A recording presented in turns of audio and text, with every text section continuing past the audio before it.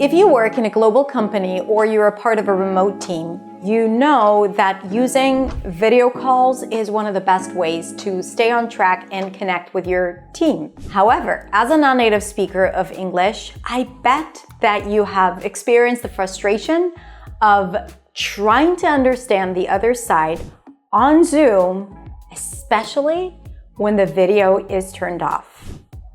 Because, first of all, understanding other speakers, whether they're native speakers or non-native speakers, on a call and not in real life is immediately a little bit more challenging because the voice is not being delivered exactly like it would if you were in the same room. Sometimes there's background noise, sometimes there's a lot going on. So you have to invest more energy into understanding others. Let's not forget to mention that you need to invest more energy into understanding other people if it's not in your first language. That's even more so the case when you don't have someone's video. Now, I know that in corporate settings and in companies, people don't always like to turn on their videos. Sometimes people really resent it and don't want to turn on their videos. I can tell you from a personal perspective, when I train people and when I teach people, it's so important for me to see them and not just to hear them or to know that they're there. Because when I see them, I can see their responses. I feel like it's more of an interaction and it's not just me speaking. And I believe it's so important. Just so you know, if you're the type of person who likes to keep their camera off, just know that it affects the interaction and the communication. Having said that, sometimes it's not possible, and that is also okay. So in this video, I wanted to give you some tips and strategies to help you understand the people on the other side on a Zoom call or Google Hangout or Teams, whatever it is that you're using in your company, when the camera is off, so that you don't feel the disadvantage because you're a non-native speaker. So the first thing I want to talk about is why it's harder to understand people when you don't have a video. So like I said, the voice is not fully projected when it's delivered on a platform like Zoom or even your phone. So you need to invest more energy in understanding. When you have a video, sometimes the way we analyze a language is not just by what we hear, it's also by what we see. So when we see the facial expressions, when we see the lips and the jaw movement, the brain is capable of making connections that are based not just on what you hear, but also what you see. And when you make those connections, it's easier for you to understand. That and also the human connection, and you feel like you're actually speaking to someone and you feel more engaged, that is also really helpful for you to understand others. So this is why it's hard, and it's a valid reason. So let's say you go into a meeting and you know that the people that you're going to be in the meeting with, they usually don't like to turn their camera on. And let's say they're not your clients, but maybe your colleagues that you work with. Maybe it's your manager or someone that you meet with regularly, and you might feel comfortable sharing with them how you feel and what you need. I really recommend for you to communicate your needs and ahead of time say, hey, just so you know, I would appreciate it if we could have our cameras turned on for the meeting. For me, it's a lot easier to understand and interact when I see the video as well. So you can say something very simple, very appreciative. Also saying something like, if that's not possible for you, I completely understand. I just wanted to communicate that ahead of time.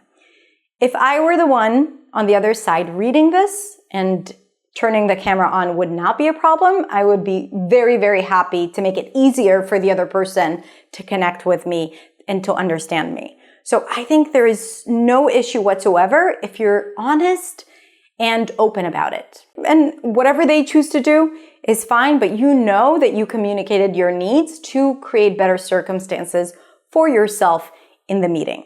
If people cannot turn their camera on, that's perfectly fine, and you need to be respectful of their decision. As long as you communicated what you needed, that's it. That's all you can do. And if that's the case, let me give you a few tips on how to manage it and how to improve your listening abilities when the video is turned off. First, make sure that there is no background noise, because that could be really distracting and that could prevent you from understanding the speaker. Second, get a really good headset and make sure that it's connected when you listen to the person. Third, leave time for clarification and ask the person to repeat themselves when needed, okay?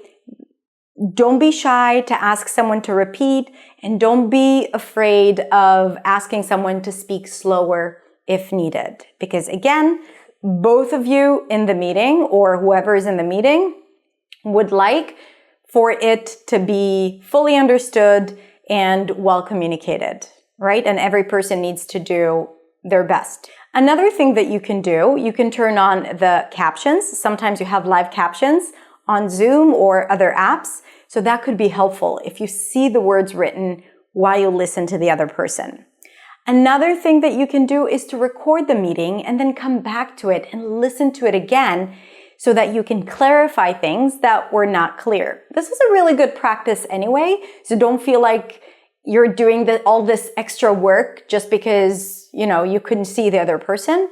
It's okay. Treat it like a listening exercise, and doing that type of work will help you understand them in the future even more.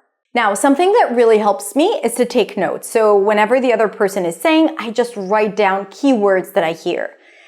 And I write notes or interpretation of things as I understand them, and I write it on a piece of paper, and then I come back to it and I fill in the gaps. So even if you don't understand everything, once you write down all the key words or the key topics that were discussed, it's going to make it easier for you. And yes, sometimes we need to work harder as non-native speakers, especially when communicating with native speakers who are not aware of this challenge. But it doesn't mean that, you can't do a really good job. It doesn't mean that you're not good enough, okay? It is what it is. And you just need to do something that will help you do your work, say what you need to say, ask the right questions, and, just enjoy communicating, enjoy speaking.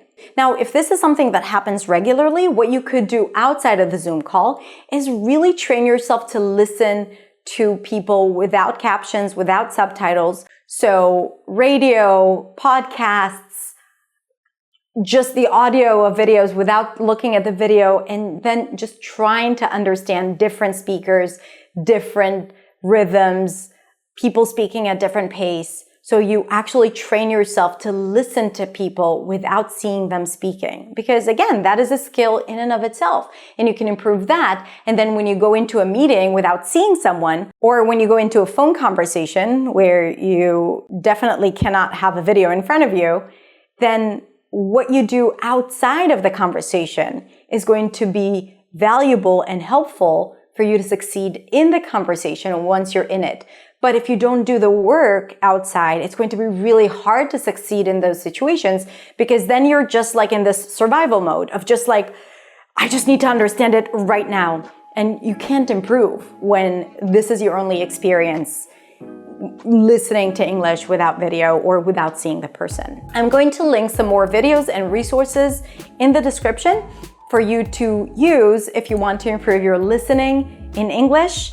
And like I said, the most important thing is to communicate and enjoy, and you need to do everything you can to make it possible for you and to enjoy communicating in English. I hope this was helpful. If you have any other questions or thoughts or experiences or stories that you'd like to share, please share them in the comments below. If you're listening to this on the podcast, you can send me a message on Instagram. I'm at hadar.accentsway.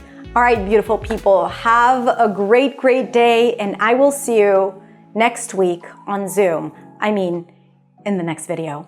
Bye.